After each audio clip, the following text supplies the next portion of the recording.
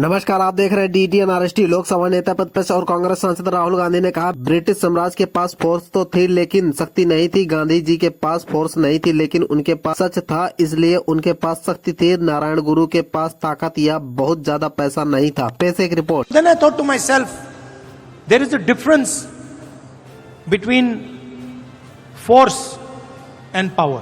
അവിടെയാണ് ഞാൻ മനസ്സിലാക്കുന്നത് ശക്തിയും അധികാരവും തമ്മിലുള്ള അന്തരം. The British Empire had force. British സാമ്രാജ്യത്വം എന്ന് പറയുന്നത് അവരുടെ ശക്തി. But they had no power. പക്ഷെ അവർക്ക് അധികാരമുണ്ടായിരുന്നു, പക്ഷെ ധാർമ്മികമായിട്ടുള്ള ശക്തി ഉണ്ടായിരുന്നില്ല. Gandhiji had no force, but he had the truth and so he had power.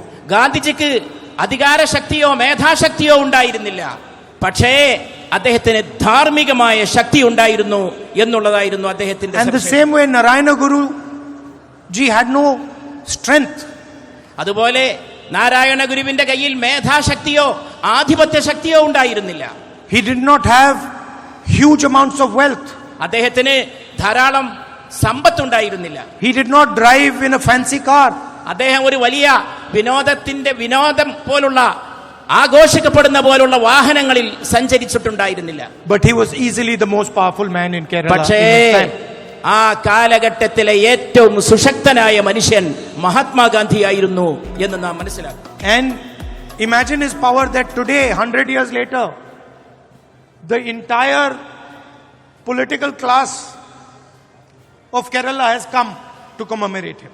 ഒന്ന് ആലോചിച്ച് നോക്കൂ, ഒരു നൂറ്റാണ്ട് പിന്നിട്ട ശേഷം ഇതാ ഈ വേദിയിൽ കേരളത്തിന്റെ രാഷ്ട്രീയ മേഖലയിലെ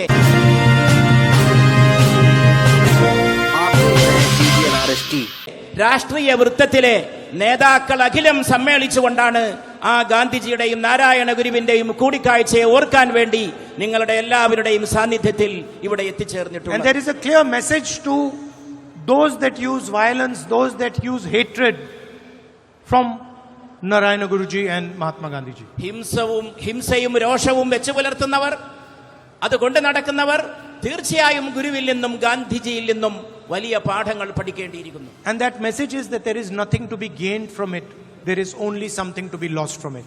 ആ പഠിക്കേണ്ട പാഠം ഇതാണ്: ഹിംസയിൽ നിന്നും വിദ്വേഷത്തിൽ നിന്നും ഒന്നും നേടാനില്ല, നഷ്ടപ്പെടുത്താനാണെങ്കിൽ ധാരാളമുണ്ട് താനും. The political fight in India is also very similar. ഇന്ത്യയിലെ രാഷ്ട്രീയ സമരവും ഇതുപോലെ തന്നെ മനസ്സിലാക്കാൻ നമുക്ക് സാധിക്കുന്നതാണ്. On one side there is truth, non-violence, humility. ഒരു ഭാഗത്ത് സത്യമുണ്ട്, സൗമ്യതയുണ്ട്, അഹിംസയുണ്ട്. And on the other side there is anger, violence, hatred and arrogance. മറുഭാഗത്ത് രോഷമുണ്ട്, ഹിംസയുണ്ട്, വൈരമുണ്ട്, വിദ്വേഷമുണ്ട്. Those with violence, those with anger might have force, but they have no power. രോഷമുള്ളവർക്ക്, വിദ്വേഷമുള്ളവർക്ക് പല രീതിയിലുള്ള ശക്തിയും അവരുടെ കയ്യിലുണ്ടായിരിക്കാം, പക്ഷേ അവർക്കൊരിക്കലും ഗാന്ധിജിയെ പോലുള്ളവർ കൈവശം വെച്ചിരുന്ന അധാർമികമായിട്ടുള്ള ശക്തിയോ ആന്തരികമായ ശക്തിയോ അവരുടെ കയ്യിലില്ല. Because the spirit of people like Narayana Guruji, the spirit of people like Mahatma Gandhi ji, and in fact the spirit of India is fundamentally based on the idea of truth and non-violence. അതുകൊണ്ട് ഞാൻ പറയാൻ ആഗ്രഹിക്കുന്നത്,